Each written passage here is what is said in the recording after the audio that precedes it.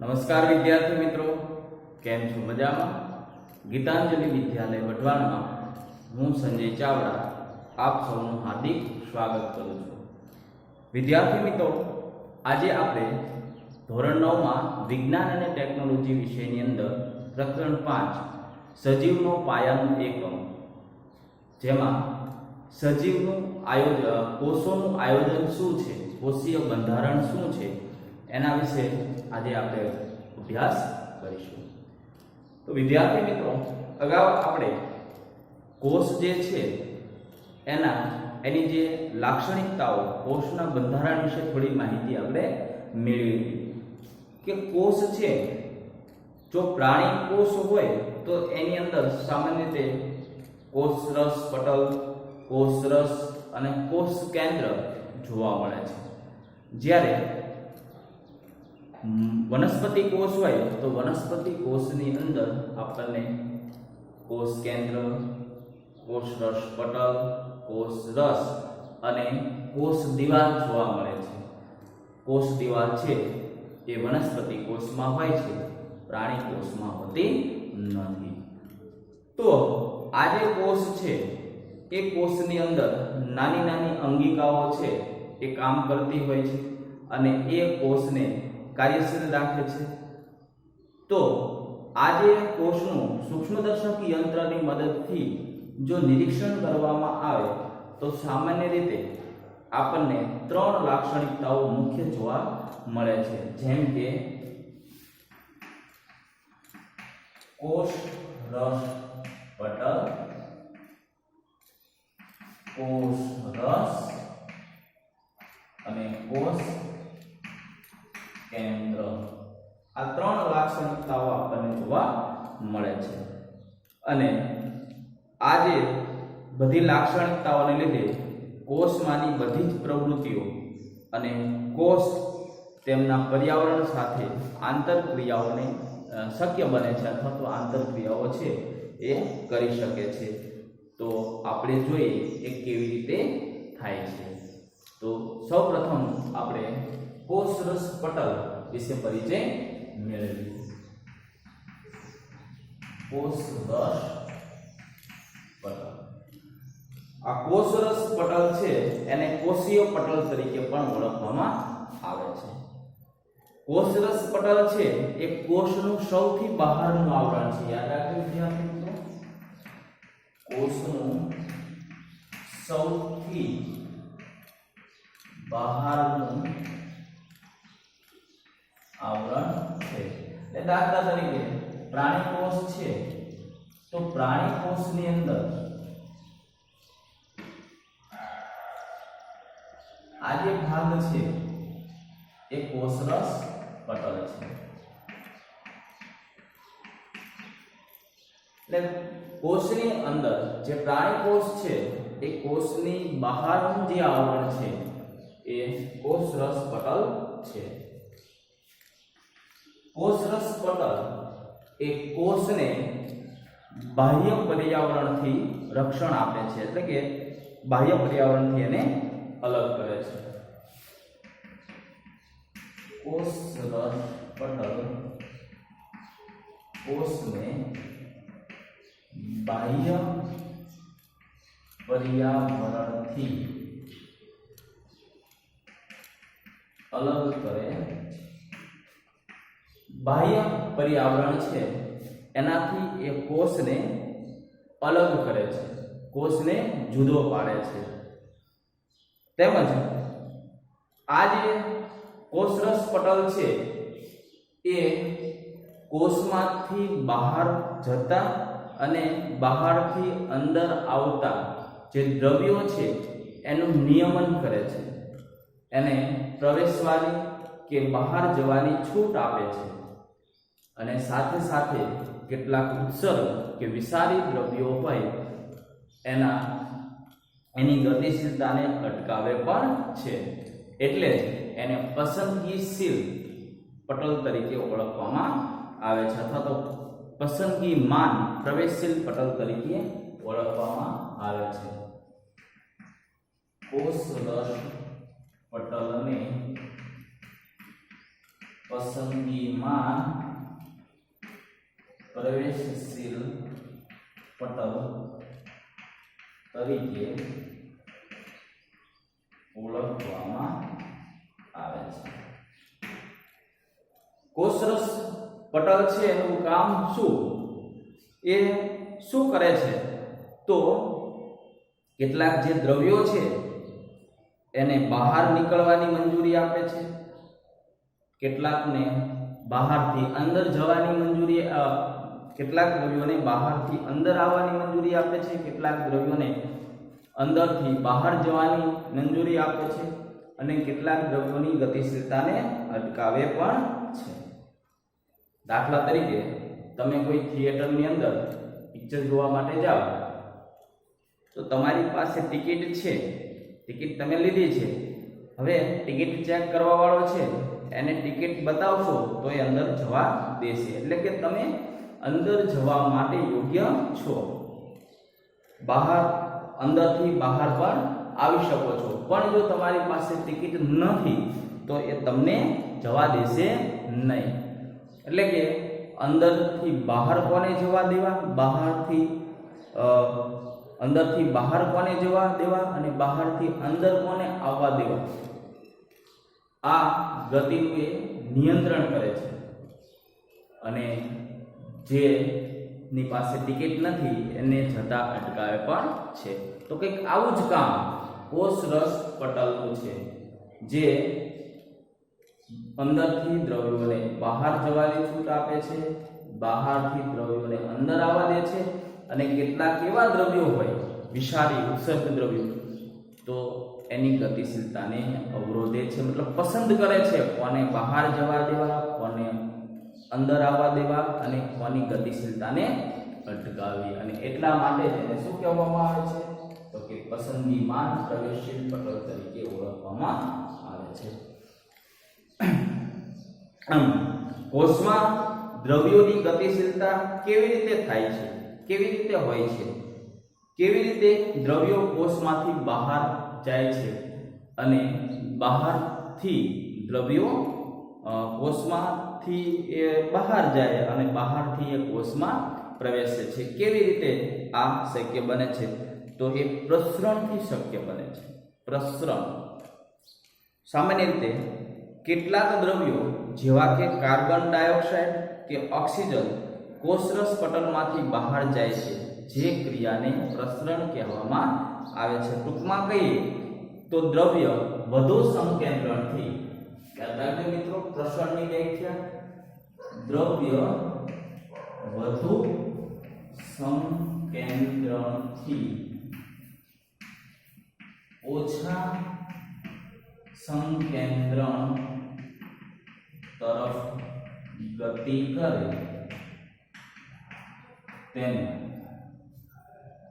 વધુ સંકેન્દ્રણથી ઓછા સંકેન્દ્રણ તરફ ગતિ કરે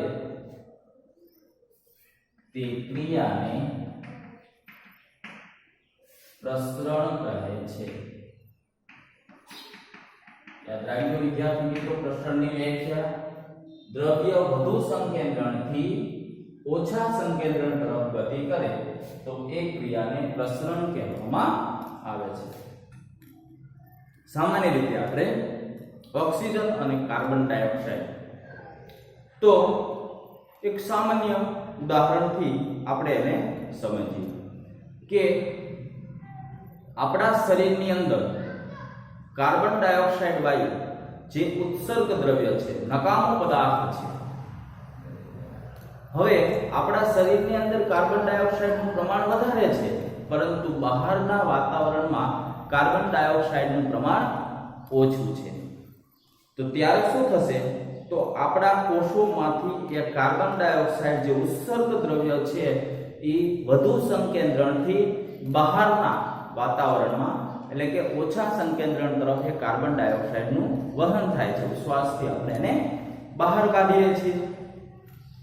એવી જ રીતે બહારના વાતાવરણમાં ઓક્સિજન છે એ વધારે છે, આપણા કોષોની અંદર ઓક્સિજન ઓછો છે. તો બહારનો જે ઓક્સિજન વધારે સંકેન્દ્રણથી આપણા શરીરની અંદર ઓછા સંકેન્દ્રણ તરફ એ ગતિ કરે છે અને પરિણામે ઓક્સિજન છે એ બહારના વાતાવરણમાંથી શ્વાસોશ્વાસથી અંદર દાખલ થાય છે અને કોષોમાં દાખલ થાય છે. તો આ રીતે જ્યારે કોઈ પણ દ્રવ્ય વધારે સંકેન્દ્રણથી ઓછા સંકેન્દ્રણ તરફ ગતિ કરે તો એ પ્રક્રિયાને પ્રસરણ કહેવામાં આવે છે. હવે અહીં વિદ્યાર્થી મિત્રો કેટલાક શબ્દોની આપણે સમજૂતી મેળવી. જેમ કે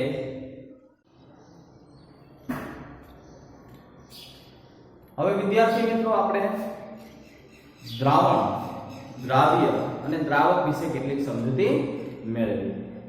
તો દ્રાવણ બરાબર દ્રાવક વત્તા દ્રાવ્ય, દ્રાવક વત્તા દ્રાવ્ય. હવે દ્રાવક કોને કહીશું? તો જે ઓગાળે, જે ઓગાળે, જે કોઈ પણ પદાર્થને ઓગાળી નાખે એને આપણે કહીશું દ્રાવક.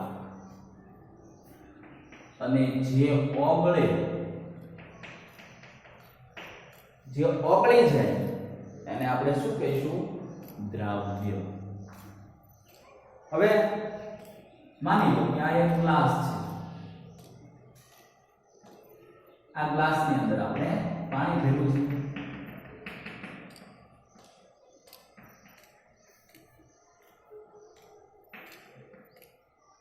હવે એની અંદર આપણે થોડી ખાંડ ઉમેરી દઈએ.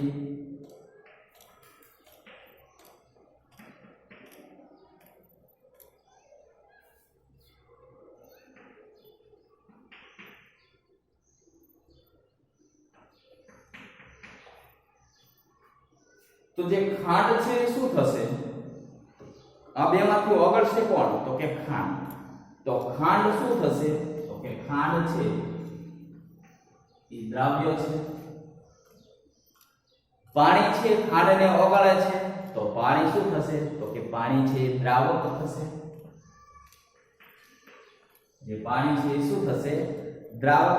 અને જ્યારે ખાંડ અને પાણીનું જે મિશ્રણ, ખાંડ જ્યારે પાણીમાં ઓગળી જાય ત્યારે આપણે એને શું કહીશું? દ્રાવ્ય.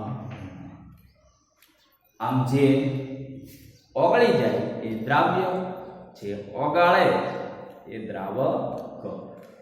હવે જેમ દ્રાવ્યતા વધે, દ્રાવ્ય વધે એમ સાંદ્રતા ઘટે. જેમ દ્રાવ્ય વધુ તેમ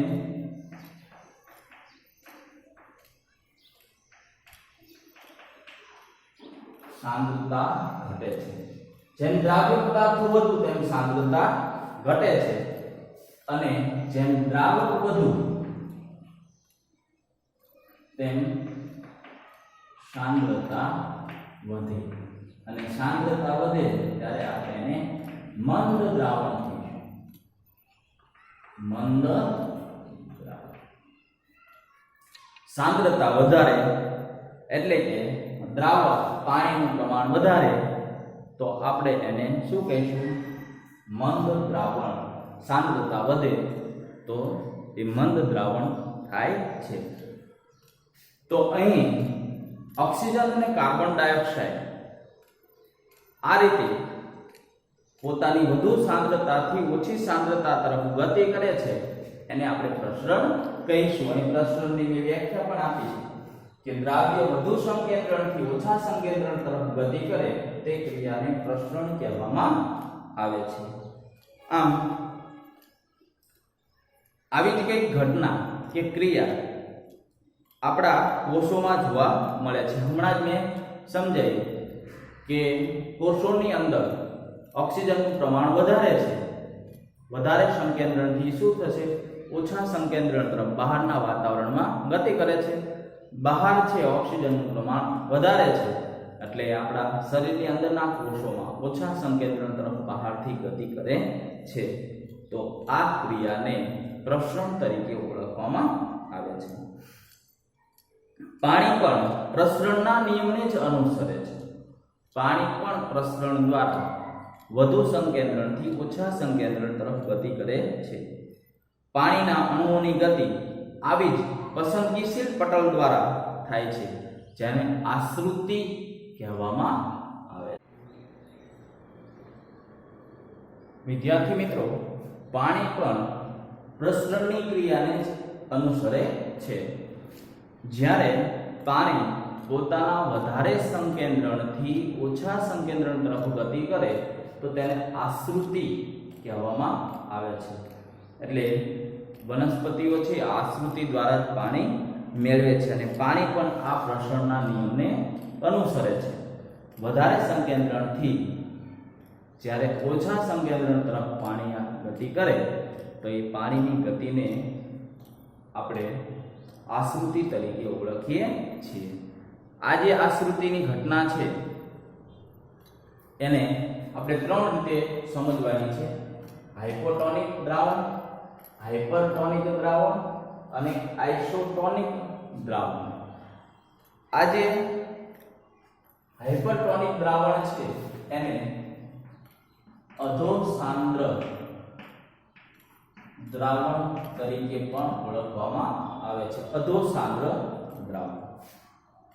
તો જ્યારે સામાન્ય રીતે કોષની ફરતે કે આસપાસ પાણીનું માધ્યમ વધુ સંકેન્દ્રણ વાળું હોય, પાણીનું સંકેન્દ્રણ વધારે હોય અને બહારનું દ્રાવણ છે એ મંદ હોય, ત્યારે કોષ છે એ પાણી મેળવી અને ફૂલે છે. તો જ્યારે કોષ પાણી મેળવે છે એટલે કે વધારે સંકેન્દ્રણથી એ ઓછા સંકેન્દ્રણથી વધારે સંકેન્દ્રણ તરફ ગતિ કરે છે ત્યારે તેને હાઇપોટોનિક દ્રાવણ કહેવામાં આવે છે કે અધોસાંદ્ર દ્રાવણ કહેવામાં આવે છે. એટલે કે જ્યારે કોષની ફરતે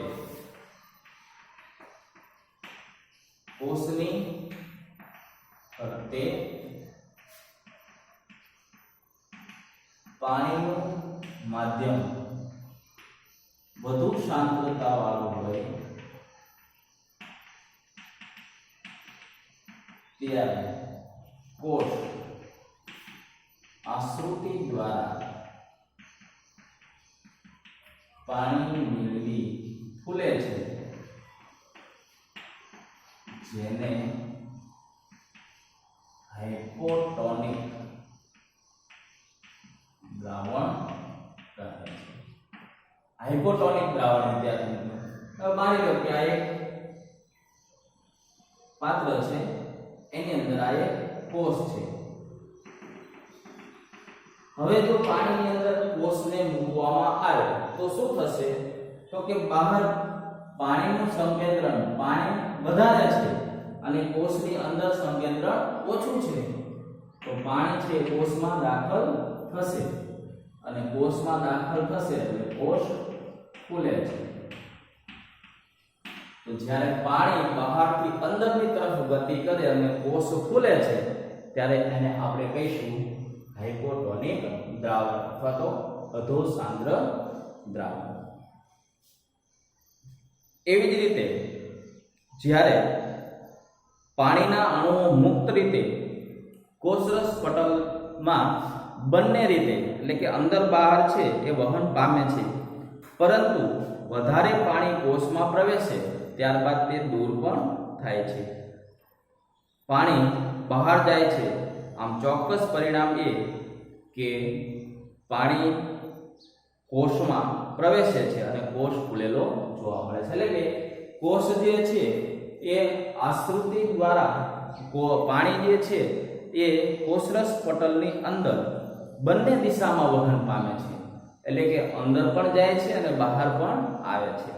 તો બહાર જે પાણી આવે છે એના કરતાં અંદર જે પાણી દાખલ થાય છે એનું પ્રમાણ વધારે છે, એટલે કોષ જે છે એ પાણી મેળવી લે છે અને પરિણામે પાણી મેળવી અને એ આશ્રુતિ દ્વારા પાણી મેળવી અને કોષ ફૂલે છે.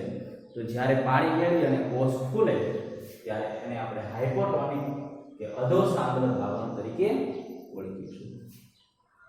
એનાથી વિપરીત પરિસ્થિતિ હાઇપરટોનિક દ્રાવણ, તો કે જ્યારે કોષની મધ્યમાં પાણીનું સંકેન્દ્રણ બહારની તરફ કે મધ્યમાં ઓછું હોય, આનો અર્થ એ થયો કે બહાર સંકેન્દ્રિત માધ્યમ ધરાવતું દ્રાવણ છે, સંકેન્દ્રિત દ્રાવણ છે, તો અંદરનું સંકેન્દ્રણ ઓછું છે અને બહારનું સંકેન્દ્રણ વધારે છે. તો પાણી જ્યારે અંદરથી બહાર આવે તો ત્યારે એ પ્રક્રિયાને આપણે કહીશું હાઇપરટોનિક દ્રાવણ. તો અહીં કોષ છે એ પાણી ગુમાવે છે અને સંકોચાઈ જાય છે. પાણી છે એ આશ્રુતિ દ્વારા કોષના અણુઓ છે, કોષ જે છે એ પાણી ગુમાવી દે છે અને કોષ છે એ સંકોચાઈ જાય છે. પાણી છે એ બહારની તરફ વહન પામે છે, એટલે એને આપણે હાઇપરટોનિક દ્રાવણ તરીકે ઓળખીશું. જો કોષના માધ્યમ કરતા પાણીનું સંકેન્દ્રણ બહારની તરફ કે માધ્યમમાં ઓછું હોય, એનો અર્થ એ થયો કે બહાર સંકેન્દ્રિત માધ્યમ ધરાવતું દ્રાવણ હોય તો કોષ આશ્રુતિ દ્વારા પાણીને ગુમાવી દે છે, એટલે કે બહાર વધારે સંકેન્દ્રણ છે, કોષની અંદર ઓછું સંકેન્દ્રણ છે. સામાન્ય એક આપણે ઉદાહરણ લઈએ કે જ્યારે કોષની ફરતે સંકેન્દ્રણ ઓછું હોય, કોષની ફરતે સંકેન્દ્રણ ઓછું હોય અને કોષની બહાર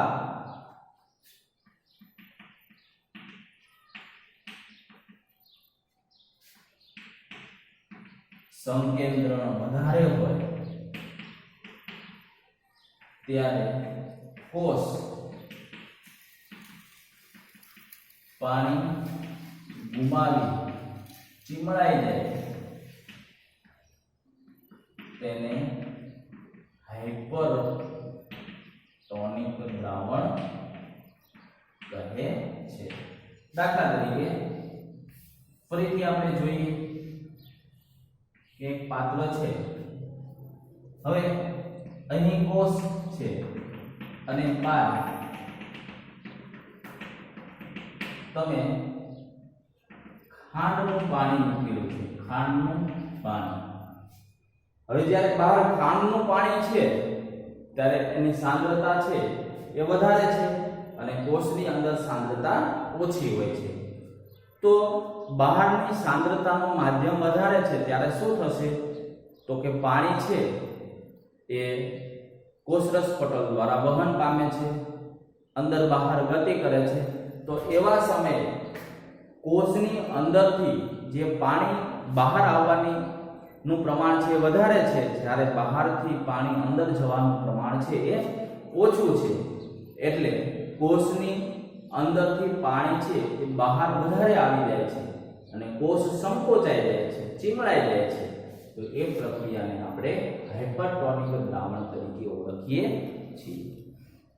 આમ કોષરસ પટલની અંદર બંને દિશામાં વહન પામે છે, પરંતુ આ વખતે પ્રવેશતા પાણી કરતાં બહાર નીકળતા પાણીનું પ્રમાણ વધારે હોય છે, તેથી કોષ ચીમળાઈ જશે.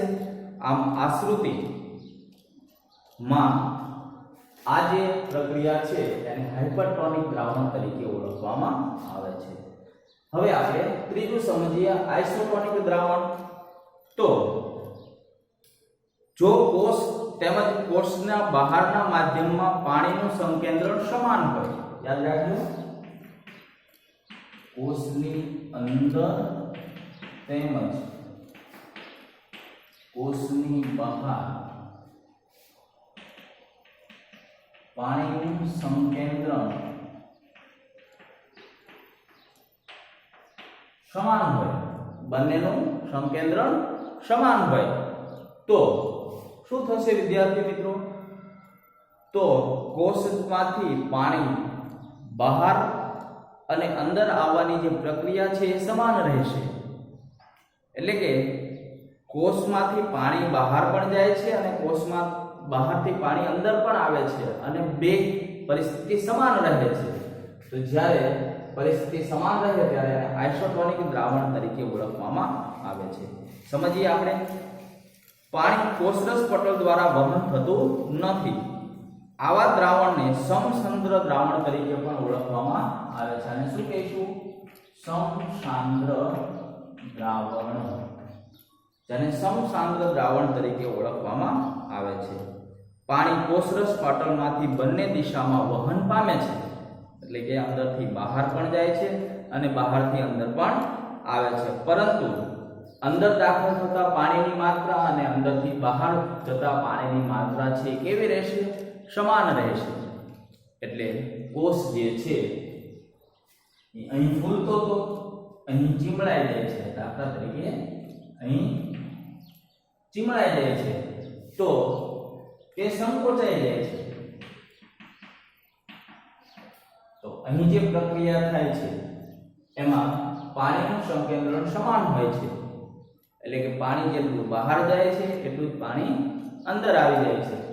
એટલે સામાન્ય રીતે અહીં જોઈશું આપણે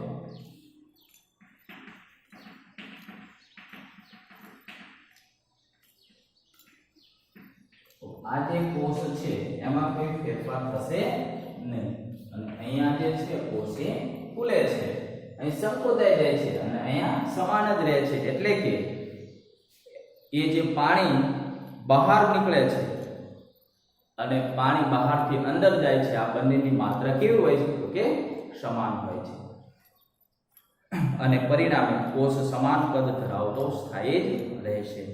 આમ આશ્રુતિ એ પસંદગીશીલ પ્રવેશ દ્વારા પ્રસરણની ક્રિયાનો વિશિષ્ટ કિસ્સો છે. આપણે કેટલીક પ્રવૃત્તિઓ દ્વારા પણ આને સમજવાનો પ્રયત્ન કરીએ. તો એ પ્રવૃત્તિ દ્વારા એને સમજીએ. ઈંડા સાથે આશ્રુતિ. હવે આપણે કરીએ પ્રવૃત્તિઓ.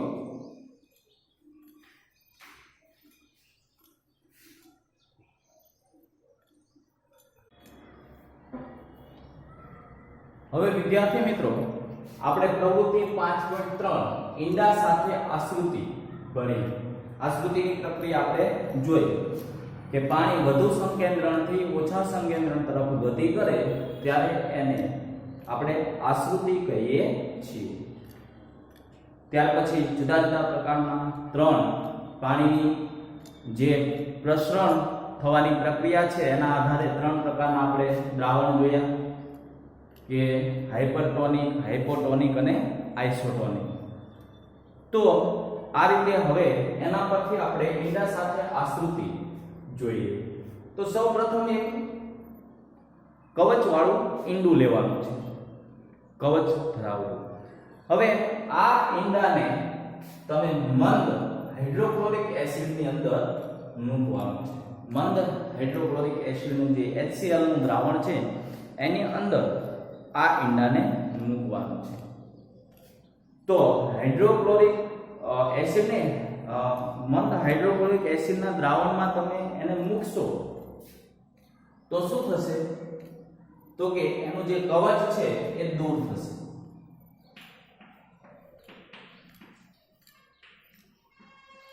કવચ છે દૂર થાય. એક ઈંડું લઈ, કવચ વાળું ઈંડું લઈ તમે જ્યારે એને મંદ હાઇડ્રોક્લોરિક એસિડની અંદર મૂકશો, કયા દ્રાવણમાં મૂકવાથી એ કવચ દૂર થાય છે? તો કે મંદ હાઇડ્રોક્લોરિક એસિડના દ્રાવણમાં મૂકવાથી એનું કવચ દૂર થાય છે.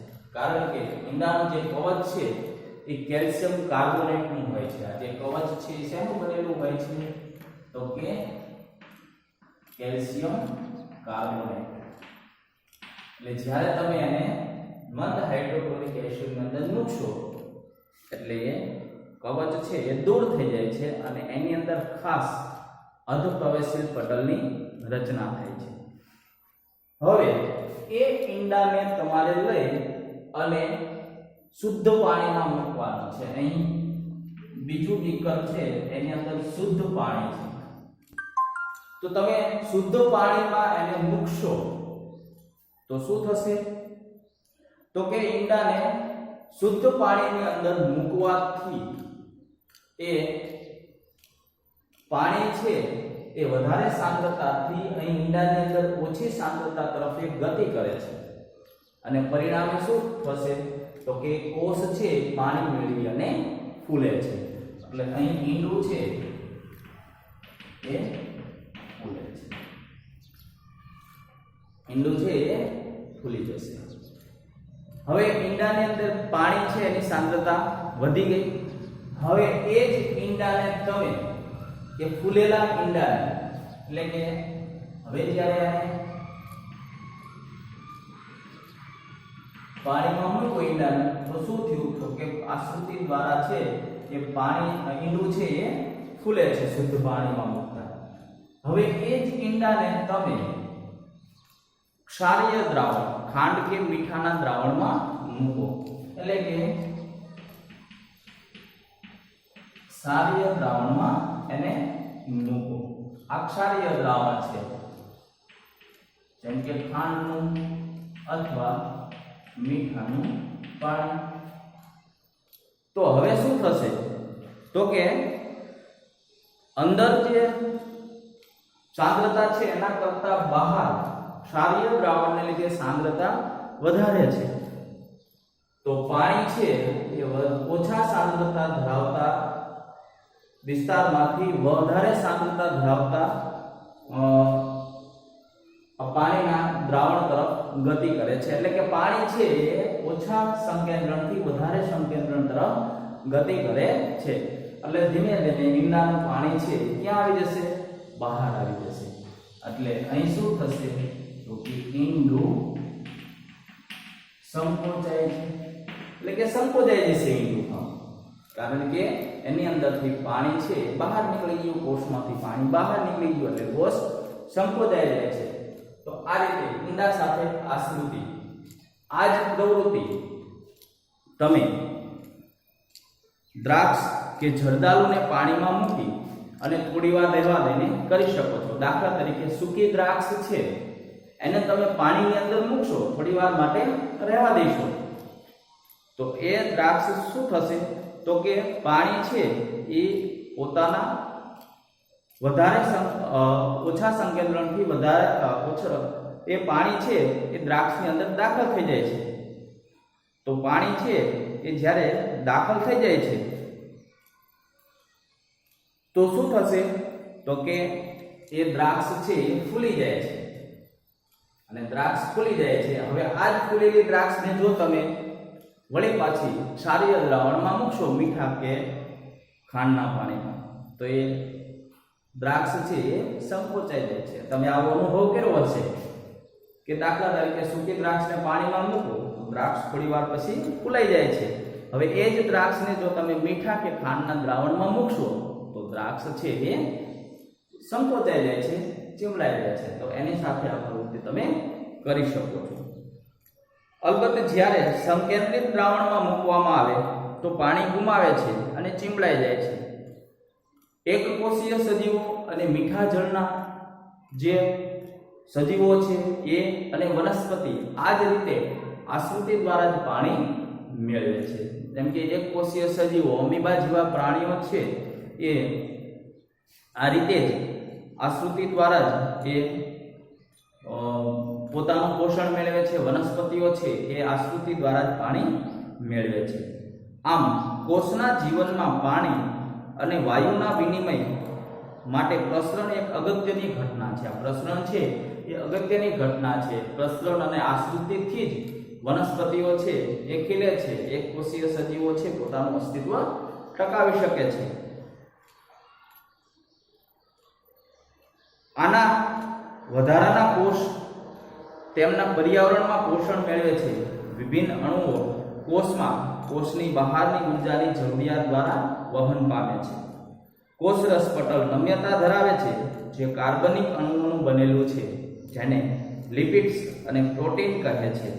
જો કે ઇલેક્ટ્રોન માઇક્રોસ્કોપ દ્વારા જ કોષરસ પટલનું અવલોકન કરી શકીએ છીએ. આ જે કોષરસ પટલની સંરચના છે કોષની અંદર, તો એ સંરચનાને આ જે સંરચના છે કોષીય સંરચના એને આપણે ઇલેક્ટ્રોન માઇક્રોસ્કોપની મદદથી જ જોઈ શકીએ છીએ. નરી આંખે એને જોઈ શકતા નથી.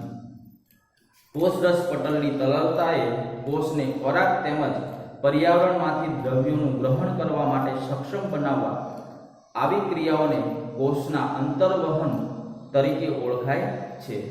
અમીબા તેમનો ખોરાક આવી જ ક્રિયાઓ દ્વારા મેળવે છે. આ રીતે જે કોષ ને ખોરાક અને પર્યાવરણમાંથી દ્રવ્યોનું જે ગ્રહણ કરે છે એ ગ્રહણને અંતર્વહન કહેવામાં આવે છે અને આવી અંતર્વહનની પ્રક્રિયા દ્વારા જ આજે એક કોષીય સજીવો છે એ પોતાનું અસ્તિત્વ ટકાવી રાખે છે, પોતાનો ખોરાક મેળવે છે. તો વિદ્યાર્થી મિત્રો, આજે આપણે કોષરસ પટલ આશ્રુતિની પ્રક્રિયાઓ વિશે માહિતી મેળવી.